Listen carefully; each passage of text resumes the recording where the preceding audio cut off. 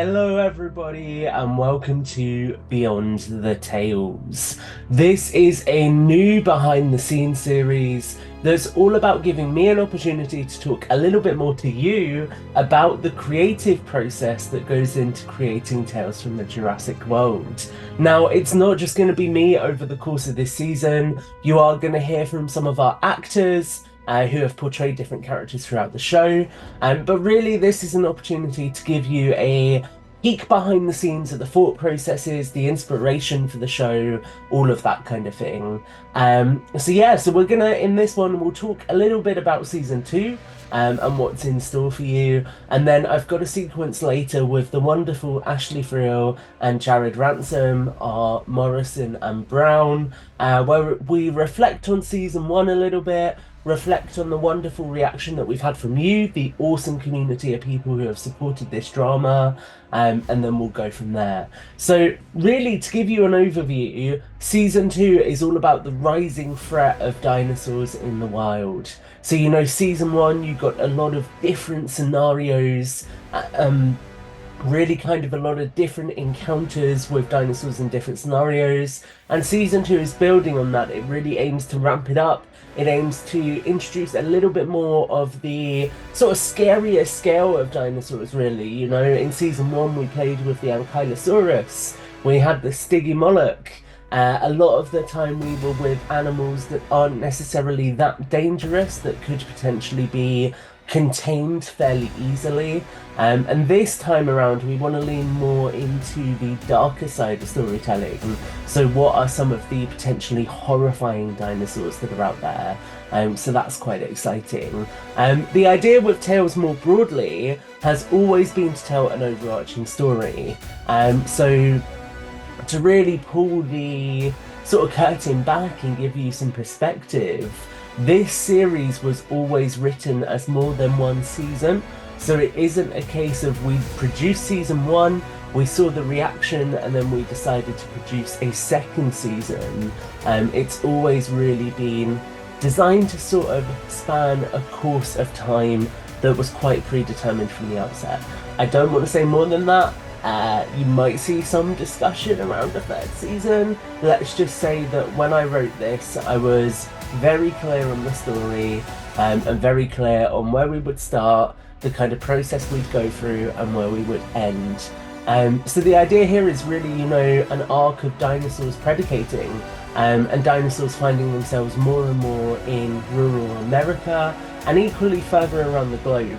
And what I've really enjoyed with this, doing it in kind of a series format, is it's allowed us to go much more in depth than you'd see in a film. So obviously in Jurassic World Dominion, you get the fantastic sequence at the end, you get the theatre sequence at the start of the extended edition, but you don't get much more of dinosaurs in the wild, which I think is what a lot of us wanted. So Tales has really allowed me to explore what I think that would look like in the world. Now, obviously, that's different to other people's perceptions of it, but that's the exciting thing about working on a fan project. It's kind of crafting situations how I think they would unfold. And if you think something else would happen, that's why we've called it Tales. There's room for so many different stories under this banner. So with all of that said, I'm now gonna jump into the interview with Ashley and Jared. I really hope you enjoy this. And on behalf of all of us, thank you so much for supporting this show. It is genuinely a pleasure to work on. It is stressful at times. I make no money from this production whatsoever. I literally do it because I love this franchise and I love telling stories within it. So yeah, I really hope you guys enjoy this interview, and stay tuned till the end of this episode. So, coming into season two of Tales from a Jurassic World, it would be remiss of me to not talk to our two stars. So, Ashley, Jared, how's Hi. it going? Hey, Good. How are you? Yeah, I'm good. Jared, you doing okay? things are good. I got my background figured out, so we're all good to go. Yes, we got there in the end. So guys, we are back for our second season, which is very exciting. So Ashley, I'll bring this to you first. How does it feel to be back for a second season? absolutely amazing. I'm so glad that we were able to do a second season with these characters and this world. So I am beyond excited to have a season two and to be, Awesome. Lucy Brown again.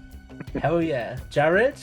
Yeah, I'm in the same boat. I loved everything about season one and just all of the positive responses from everyone and how it was well received. And we left things on cliffhanger notes, and we just Yeah. never knew if season two was going to happen, and it came to fruition. And everybody's just been awesome to work with as always. So yeah, it's been real exciting. Awesome. And you touched on something that I wanted to ask you about. So I'll come back to you first, Jared, on this question then, which is how has it felt seeing that community reception to Tales? It's been awesome. With the thing about fandoms is that there can be a lot of negative chatter out there, and because people get hung up on that, and it can really bring everything down. Being a part of this has opened up so much of the positive aspects of being part of a fandom. It's been well received. Everybody's enjoying the story. People have been begging for something like this in the fandom book, like up to this point, and so just to see that really combat and push down all of the negative aspects we see all the time. It's been a breath of fresh air, to be honest, and it's been great to see. Good, that's really awesome. I have it on good authority that people have been asking for season two as well, so that's nice to know. Ashley, what has your reaction been to sort of seeing the community embracing this story?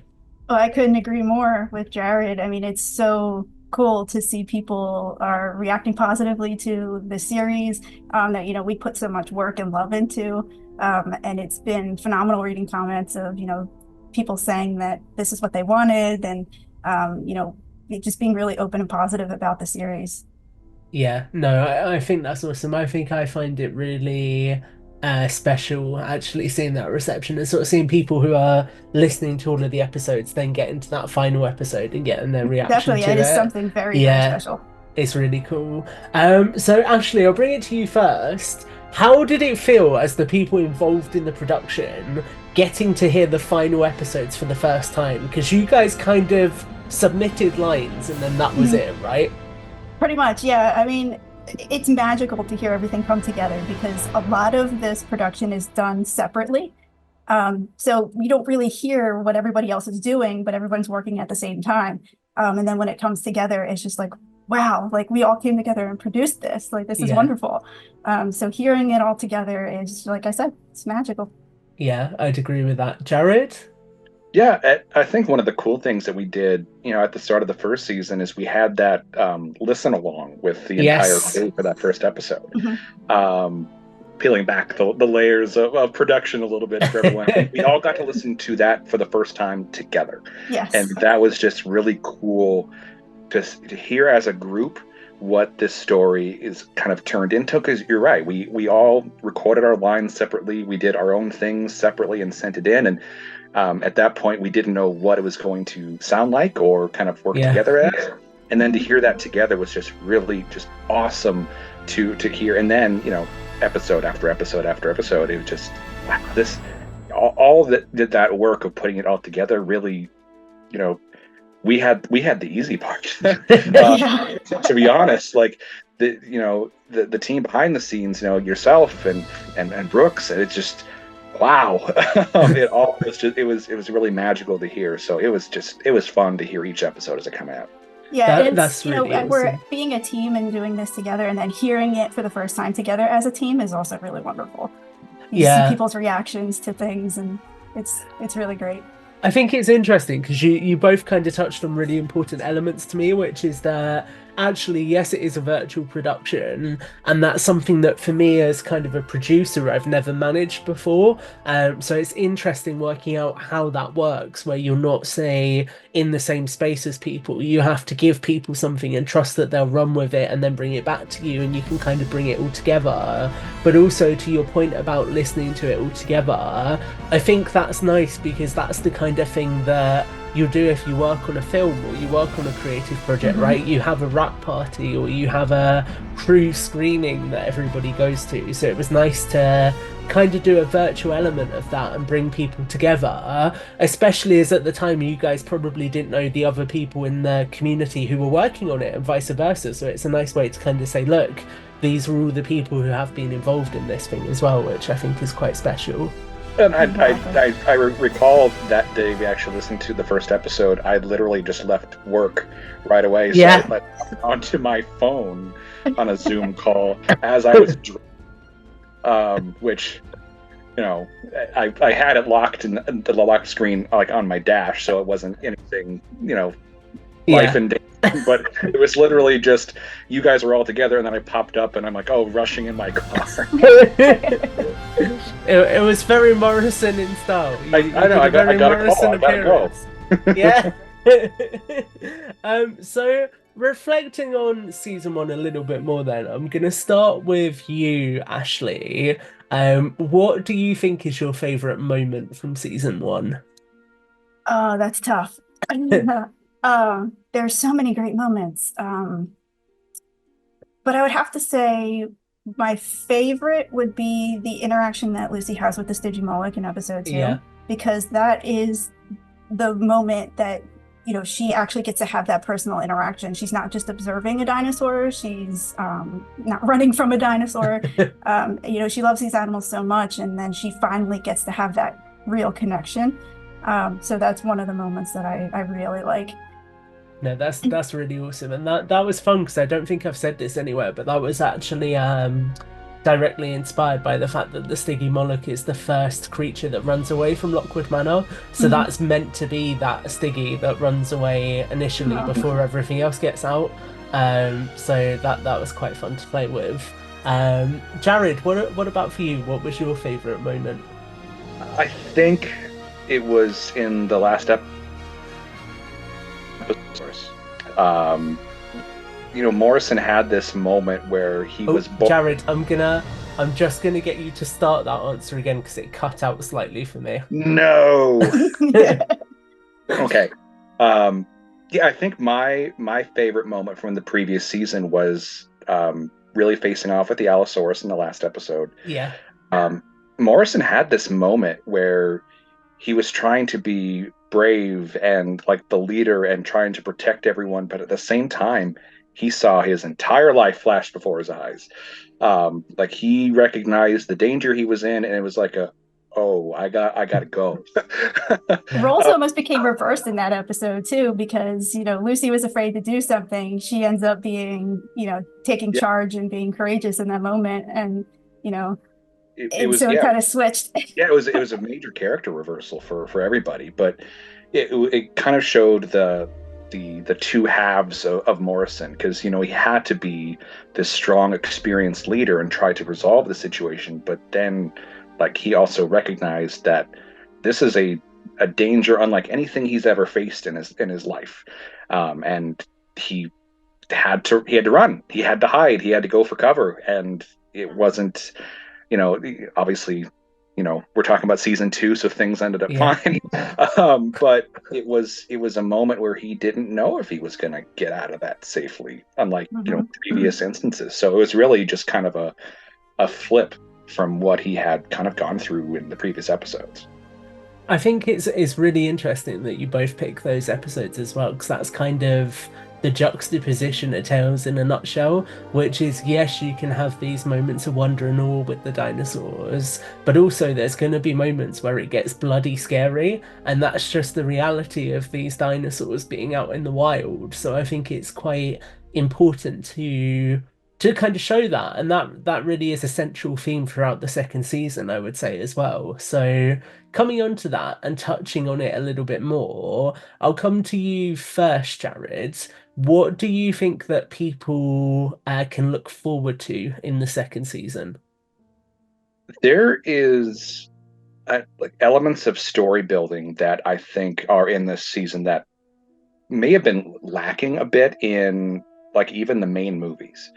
Oh, We wow. have, yeah, it's I say that knowing that I revere these films, but the storytelling and the character building and like where we go from episode to episode, it tells a full tale that I think people have been craving for a while. It fills in gaps that we feel have been missing from previous stories.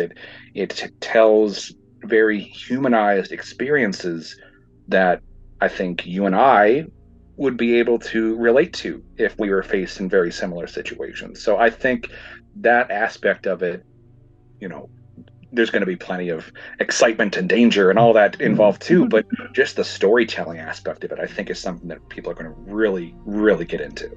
Yeah, that's awesome to hear. Ashley, what do you have to say on the back of that? Jared pretty much hit the nail on the head.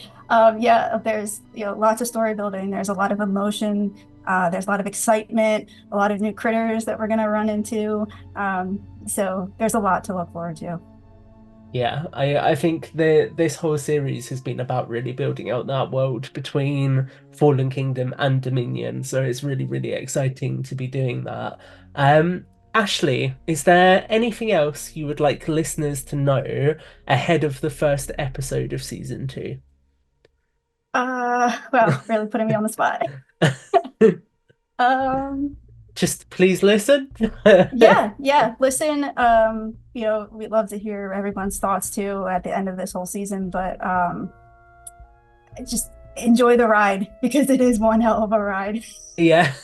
Jared, you look like you want to echo that. Yeah, absolutely. Yeah. Episode 1 really it sets the table for the entire story. And it really kind of gets everybody geared up for what's to come, and just kind of lays it out there and prepares everyone for what we're about to jump into. So yeah, we're excited for everyone to hear it for the first time, like we did for season 1. Just kind of jump in and strap on, because it's going to be, like I said, a heck of a ride. It's going to be a walk on the wild side for sure. Wow. It's going to be a walk in Jurassic Park. There we go. Or to quote Mr. Grady, it's going to be like taking a walk in the woods 65 million years ago. Well, Ashley, Jared, thank you so much for joining me for this. Thank you for having us. Yeah, thank you.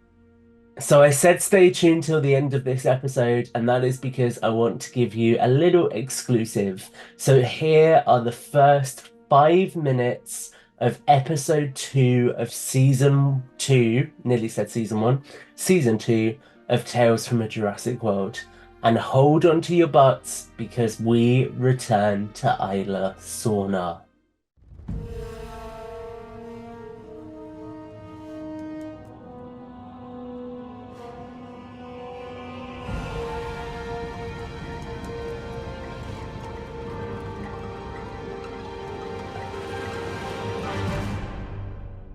Tales from a Jurassic World, Season 2, Episode 1, Howard King. This is Bravo for the field team. Expedition leader is en route to landing site. ETA 5 mics to landing site. Approaching via the northeast approach vector now. Bravo 5 and Bravo 6 have been dispatched to Southwest Beach to collect Capture 1's assets. Capture lead, please prepare to bring Expedition lead up to speed on arrival. Over. The sleek, curved shape of a Tan Sikorsky S-76 flew above aggressive ocean waves as it drew closer and closer towards the towering, jagged shapes of cliffs rising in the distance. As the helicopter got closer to the cliffs, it began to rise sharply, giving a brief glimpse at a small and barren clearing atop the cliff as the vehicle began to pick up speed and glide over the thick vegetation of the island below. As it continued to fly across the island, a large clearing appeared underneath the vehicle, trees and bushes trodden down to create a large dirt path for animals several times larger than anything seen elsewhere in the world. The scale of the island was truly something to behold, with several distinct ecosystems interwoven into one comprehensive structure. As the helicopter continued to glide through the skies, it came over a small compound of uniquely shaped structures, including what appeared to be large warehouse-type buildings, buildings with communications towers, and structures of all shapes and descriptions. The sprawling facility was moss-covered and dilapidated, clearly a relic from a bygone era. As clearly as it had appeared, it began to disappear as the helicopter descended into the foliage. In front of the helicopter sat a sprawling landing strip, accompanied by a couple of barren buildings which were either side of the landing pad. The landing pad itself was old, but some new architecture had been set up, with makeshift fencing, watchtowers, and field tents dotted around the location. A couple more vehicles were already landed at the airstrip, including a pair of large dual-rotor Boeing CH-47 Chinook helicopters. Off-road vehicles were busy moving around the site, including some heavily modified Land Rover Discoveries which boasted heavier rims, rugged storage racks on their roofs, external storage slots for jerry cans, and also thick metal meshing across their windows. The scale of the operation was something which had clearly had a lot of money invested in it, and the diversity of the vehicles present was quite something to behold. As the helicopter came to a stop on the ground, the cargo bay door slid open and a man stepped out, walking towards another person who was sprinting towards him in what appeared to be black combat fatigues. As the door closed behind the man, a white logo which read Biosyn could be clearly read. Mr. King, welcome to Isla Sorna. The man in combat fatigues called. I'm O'Brien, capture lead on the ground. We've had a busy couple of days so far. If you want to follow me, I can bring you up to speed. King, who was dressed in a tan safari shirt with a pair of khaki cargo trousers and black combat boots, began to follow the man into the camp as they walked past other similarly equipped people, loading up supplies, checking maps of the island, and also preparing what appeared to be tranquilizer rifles. We've been successful in rounding up several of the animals from the initial list Dodson was able to acquire from his engine contact. We decided to round up the 2 Rexes which we knew were local to this region first, given the US Navy report about encounters with them. They've already been shipped off towards the Dolomites. We couldn't find the juvenile from the report, but we still have teams scouring the island. Good work. Dodson will be pleased about the Rexes. We only have a few days on the island. We paid off Lieutenant Harris to keep some of the naval patrols away from the restricted zone, but even he only has so much pull. Have you had any luck tracking down the Velociraptors? The man came to a stop and turned, looking directly at King. We've been able to capture some of them, but there's more of them on the island than we initially thought. Appears to be different packs of them, some with tiger